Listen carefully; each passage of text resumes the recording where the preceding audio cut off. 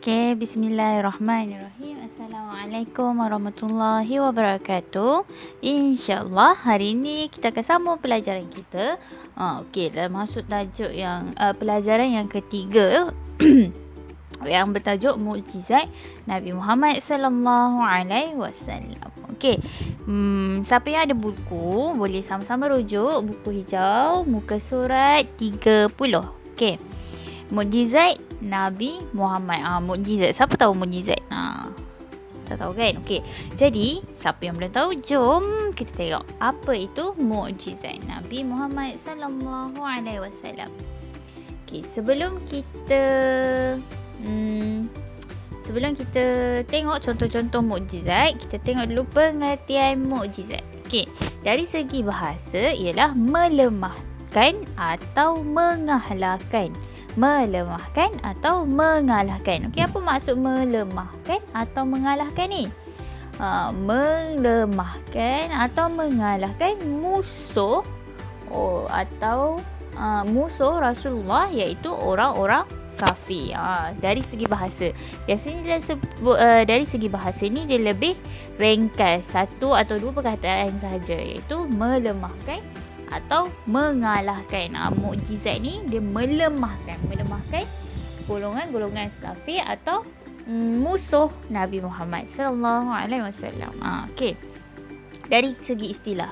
Istilah ni maksud dia lebih kompleks, lebih lebih lengkap dan mudah untuk kita fahami. Jadi maksud untuk dari segi istilah dia lebih panjang. Okey. Segi istilah ialah perkara luar biasa yang berlaku kepada Rasulullah dan para Nabi yang dianugerahkan oleh Allah. Okey, kat sini ada 3 poin. Yang pertama, apa? Apa ialah perkara yang luar biasa. Mukjizat kan, perkara luar biasa. Maksudnya orang biasa macam kita tak boleh buat lah. Okey, perkara luar biasa yang berlaku. Okey, berlaku kepada siapa? Siapa yang terlibat? Kepada Rasulullah, para rasul dan para nabi. Siapa yang bagi? Yang dianugerahkan oleh Allah Subhanahu Wa Taala. Jadi ada 3 perkara yang penting ni. Apa? Apa iaitu perkara luar biasa. Siapa? Para rasul dan para nabi. Siapa lagi satu? Yang dianugerahkan oleh Allah. Okay, ada 3 perkara lah dalam lagi segi istilah ni. Okay, perkara luar biasa kan. Macam contoh mukjizat Nabi yang kita tahu apa? Yang popular, terbelahnya bulan kan. Luar biasa lah. Siapa je boleh belah bulan? Orang macam kita mana boleh belah bulan kan? Kalau mukjizat Nabi Musa lawan Firaun, dia boleh menukarkan tongkat menjadi ular. Itu juga perkara luar biasa. Okey, itu mukjizat. Maksud mukjizat. Okey. Tujuan mukjizat. Okey. Tujuan mukjizat yang pertama, menyokong para rasul dengan bukti-bukti yang boleh menutup mulut dan mematikan hujah golongan kafir. Macam tadi kan saya cerita yang pasal Nabi Musa nak lawan Firaun kan. Nabi Musa nak lawan Firaun. Jadi nak lawan ahli-ahli sihir Firaun. Jadi Allah arahkan Nabi Musa untuk membaling tongkat dia, dan tongkat itu berubah menjadi ular. Jadi orang-orang kafir Firaun terkejut lah. Jadi diorang pun tak boleh nak cakap apalah, sebab itu adalah bukti yang Nabi Musa ini adalah kiriman ataupun orang yang telah dipilih Allah untuk menyampaikan agama, ajaran yang betul. Okey. Nombor 2, menewaskan tindakan orang kafir menentang dakwah yang disampaikan oleh para rasul. Sama juga kita menewaskan tindakan orang kafir menentang dakwah yang disampaikan oleh para rasul. Sama juga macam peristiwa Nabi Musa yang membelah Laut Merah kan. Guna tongkat yang sama apabila tentera Firaun mengejar orang Musa, mengejar orang dan juga Nabi Musa, orang-orang Nabi Musa. Jadi Allah mengarahkan untuk Nabi Musa membelah laut. Laut Merah. Kemudian laut itu terbelah, dan bila terlepas je orang-orang Nabi Musa daripada Laut Merah, Allah menutup balik laut itu. Maka tenggelamlah Firaun dan juga orang-orang dia. Jadi dia dapat menentang orang-orang kafir. Okey. Yang ketiga, membuktikan kebenaran ajaran yang dibawa oleh Rasulullah. Okey, ada satu peristiwa yang dinamakan peristiwa Isra' dan Mi'raj. Isra' dan Mi'raj. Peristiwa itu Nabi bergerak daripada Masjidil Haram di Mekah, kemudian ke Masjidil Aqsa di Palestin, kemudian dibawa ke langit berjumpa dengan Allah Subhanahu Wa Taala. Okey. Jadi Nabi ceritakanlah peristiwa itu tersebut kepada umatnya. Jadi golongan kafir ni, dia kata, menipulah Rasul ni kan, kamu seorang pembohong. Mana boleh dalam satu malam dari Mekah ke Palestin. Jadi orang kafir cakap yang Nabi Muhammad ni menipu. Jadi Nabi Muhammad kata apa? Aku boleh buktikan akan nanti pada petang ini, malam ini akan sampai satu kumpulan orang berniaga yang bergerak di padang pasir kan, daripada nak masuk ke Mekah. Nak masuk ke Mekah. Jadi orang kafir dan juga Nabi Muhammad semua tunggu. Malam tu ada tak sampai satu kumpulan, satu kabilah yang nak berniaga. Jadi maka malam tu pun sampailah, petang tu pun sampailah saudagar tu. Sebab masa dia bergerak ke Mekah nak ke Palestin tu, Nabi nampak kumpulan tu dekat padang pasir, dan dia akan sampai Mekah pada waktu sekian. Jadi betul lah kan, bila orang tu sampai, betul yang Nabi cerita. Jadi apa yang Nabi bawa tu, yang berlaku pada Nabi tu, ialah betul lah. Okey. Peristiwa ni Nabi nanti akan diceritakan, ada tajuk last sekali. Nanti jangan risau, nanti ada lagi detail ya. Okey, yang seterusnya bahagian mukjizat. Okey, bahagian mukjizat terbahagi kepada dua. Okey, mukjizat terbahagi kepada dua, iaitu ma'nawi satu dan juga hissi. Ma'nawi dan hissi. Okey, maknawi maksud dia ialah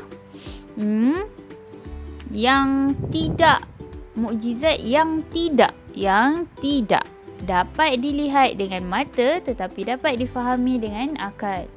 Okey, contoh dia ialah Al-Quranul Karim dan peristiwa Isra' dan Mi'raj. Perkara contohlah Al-Quran kan, kita tak dapat lihat apa yang kelebihan Al-Quran ada kan, apa mukjizat yang ada pada Al-Quran. Tetapi bila kita faham betul-betul Al-Quran itu, dengan ayat-ayat Al-Quran tu kita boleh patahkan hujah-hujah orang kafir. Contoh apa? Banyak kan peristiwa-peristiwa yang ada. Al-Quran ni dah turun lama kan, 1600 tahun yang dahulu. Tapi dalam Al-Quran ni cerita banyak tentang bukti-bukti sains. Padahal dulu tak adalah teknologi untuk mengkaji sains, belum hebat lagi. Contoh peristiwa apa? Dalam Al-Quran ada cerita peristiwa Big Bang tau. Jadi juga itu salah satu mukjizat. Ataupun peristiwa siang dan malam. Kalau dulu kita tak boleh nak kaji kenapa ada siang, kenapa ada malam. Tapi dalam Al-Quran dia dah cerita dah, ada siang dan ada malam. Dan juga ada dalam satu ayat Quran, saya lupa ayat apa, tapi ayat tu menceritakan bahawa planet-planet ini berputar pada dia punya jalan dia. Jadi bila saintis, astronaut kaji, betul yang kita punya planet-planet yang ada sekeliling bumi ni dia berputar pada tempatnya. Jadi dia tidak berlanggar satu sama lain. Itu ialah mukjizat Al-Quran. Maksudnya perkara yang luar biasa, kita tak tahu pun dekat luar sana kan, dekat angkasa kita sana. Tapi dia dah ceritakan dalam Al-Quran yang diturunkan 1600 tahun dahulu. Okey. Seterusnya peristiwa Isra' dan Mi'raj. Kita tak nampak pun peristiwa Isra' dan Mi'raj. Tak ada orang nampak pun. Yang Nabi dalam satu malam daripada Mekah ke Palestin kan. Menaiki siapa pernah dengar? Burak dalam satu malam. Time tu tak ada lagi kereta api ke kapal terbang ke, tak ada apa lagi. Tapi Nabi boleh bergerak dalam satu malam daripada Mekah ke Palestin. Itu adalah mukjizat atau kelebihan yang diberi Allah kepada Nabi Muhammad sallallahu alaihi wasallam. Okey, itu dari segi maknawi, maksudnya yang kita tak nampak. Okey, dari segi hissi. Hissi ni ialah maksud dia kadang bahasa Melayu, hissi tu bahasa Arab. Bahasa Melayu maksud dia panca indera. Okey, jadi perkara yang kita boleh tengok lah, mukjizat yang dapat dilihat dengan mata. Macam tadi kalau kat atas maknawi yang kita tak dapat lihat. Okay, kalau hissi dapat dilihat dengan mata. Okay, contoh yang pertama ialah keluar air dari celah jari jemari Nabi Muhammad sallallahu alaihi wasallam. Yang kedua, terbelah bulan di langit. Yang ketiga, melambatkan matahari terbenam. Itu ialah mukjizat hissi.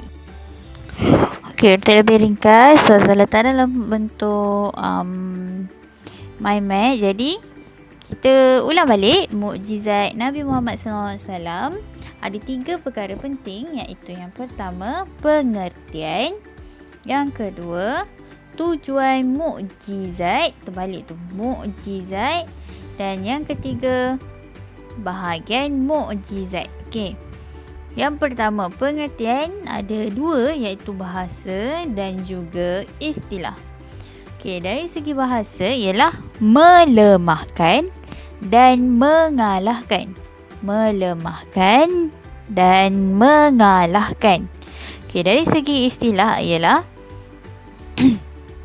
perkara luar biasa yang berlaku kepada para rasul dan para nabi yang dianugerahkan oleh Allah Subhanahu Wa Taala.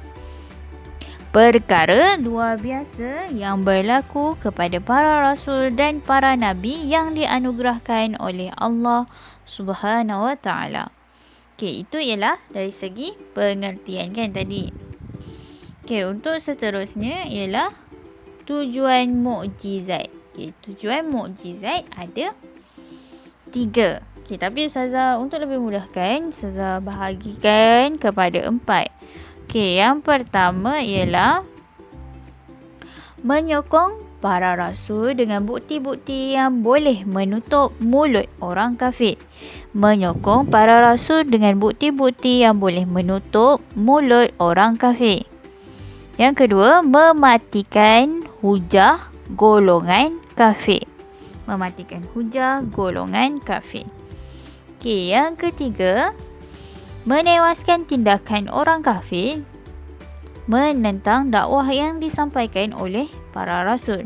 Menewaskan tindakan orang kafir menentang dakwah yang disampaikan oleh para rasul. Okey, dan yang keempat ialah membuktikan kebenaran ajaran yang dibawa oleh para rasul. Membuktikan kebenaran ajaran yang dibawa oleh para rasul. Okey, itu ialah tujuan mukjizat. Kenapa adanya mukjizat? Okey, mukjizat ni ialah untuk mengalahkan atau melemahkan golongan kafir, iaitu musuh para rasul dan juga para nabi. Okey. Seterusnya yang ketiga ialah bahagian mukjizat. Okey. Bahagian mukjizat terbahagi kepada 2, iaitu maknawi dan juga hissi. Maknawi dan juga hissi. Okey, maknawi ialah perkara atau mukjizat yang tidak dapat dilihat dengan mata, tidak dapat dilihat dengan mata tetapi dapat difahami dengan akal. Okey, contohnya ada dua je. Kalau maknawi